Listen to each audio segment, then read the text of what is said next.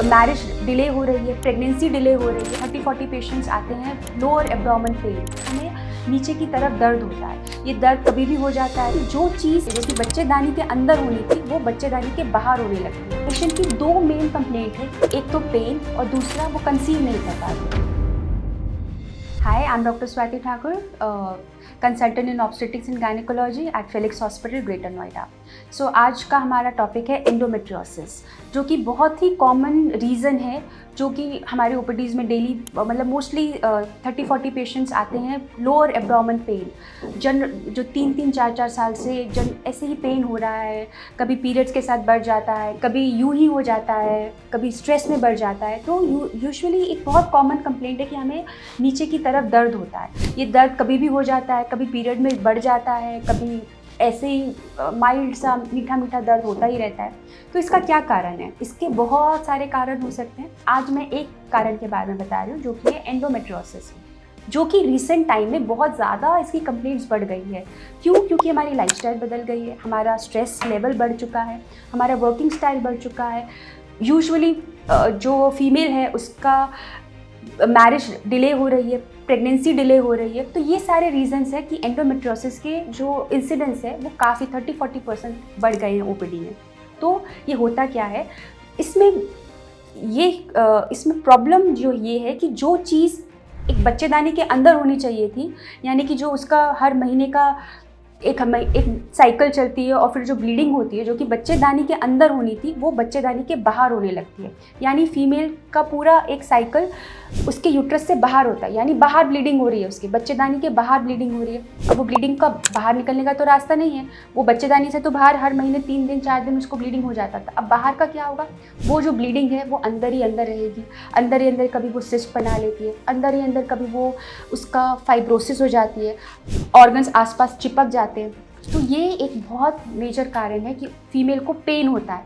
अब पेन उसको वैसा ही होगा जैसा कि पीरियड में उसको 3 दिन होता है, क्योंकि साइकिल तो उसकी सेम चल रही है, बाहर भी सेम चल रही है और बाहर तो ब्लीडिंग का बाहर निकलने का भी कोई रास्ता नहीं है। तो ये छोटे छोटे अपने स्पॉट्स बना लेता है और उसको हल्का हल्का पेन होता ही रहता है। तो अब इसका ट्रीटमेंट क्या है?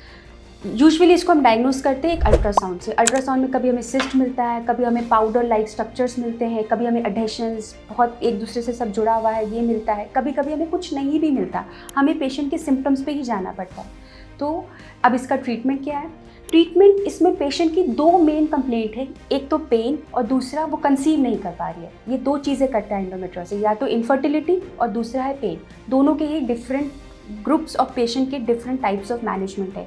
जिनको सिर्फ पेन की प्रॉब्लम है उनका जो फर्स्ट लाइन ट्रीटमेंट है वो है मिरिना, एक तरह से एक हार्मोनल मेडिकेटेड इंस्ट्रूमेंट है जो कि हम उनके बच्चेदानी में डाल देते हैं। ये उनके पेन को 50-70% रिड्यूस कर देता है। विथ सम कॉम्प्लीमेंट्री हम हार्मोनल पिल्स भी देते हैं जो कि उनका पेन की प्रॉब्लम, क्योंकि ये जो पेन होता है उनको वो बहुत ही मेंटल स्ट्रेस देता है, उनकी डे टू डे एक्टिविटीज़ को हैम्पर करता है और उनको बस इससे छुटकारा चाहिए होता है। तो it's a very important symptom, तो इसलिए इसको क्योर करना भी बहुत ज़रूरी है। तो जैसे मैंने आपको बताया इसमें मेडिकल जो स्ट्रीम है, मेडिकल तरीके से जो हम ट्रीट करते हैं वो है एक इंस्ट्रूमेंटेड डिवाइस जो हम डाल देते हैं और with some complimentary hormonal medications. और जिनको इनफर्टिलिटी के लिए ट्रीट करना है उनका ऑल टुगेदर डिफरेंट है। उसमें यूजुअली कुछ एंडोमेट्रियोटिक सिस्ट है, कुछ है वो हम निकालते हैं, उसके बाद उसको सप्लीमेंट्री करते हैं हार्मोनल पिल से, ताकि वो हम पहले उनका मेन एम उनको फर्टिलाइज़ करते हैं, उनका बेबी हो जाए, उसके बाद उनका जो पेन है या वो सब ठीक करते हैं। तो ये डिफरेंट सेट्स ऑफ पीपल को हम डिफरेंट तरीके से ट्रीट करते हैं।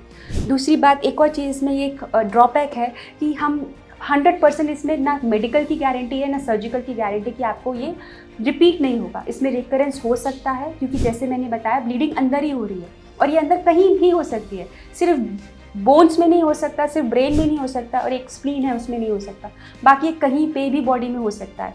तो इसको ट्रीट करने में थोड़ा टाइम लगता है। तो be patient with endometriotic patients के लिए प्लीज़ आपको थोड़ा इसमें टाइम देना पड़ेगा डॉक्टर को।